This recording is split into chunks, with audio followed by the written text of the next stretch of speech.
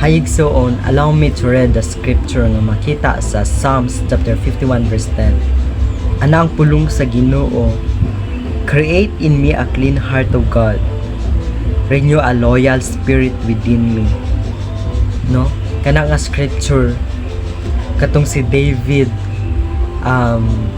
nagsisi sa iyang kaugalingon, nagbasol ba nga ana siya nga, Lord, hinlua ang akong kasing-kasing, no? Kailangan niya ang hinlo nga kasing-kasing.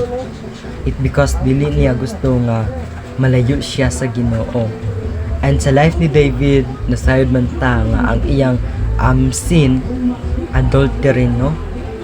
Pero gusto niya kanang magbalik siya sa Ginoo ba, kay sa iyang kinabuhi, it because si David giban sa ganib ba siya nga the man after God's own heart, di ba, no? Nga na ang life ni David. And tungod ni ana si David, gusto niya nga unsa napa siya mas hugot nga relationship diha sa Ginoo. And kini nga verses masulti niya nga ligunan siya sa Ginoo pinaagi sa paghinlo sa iyang kasing-kasing, no? I-renew ang iyang loyal nga spirit diha sa Ginoo.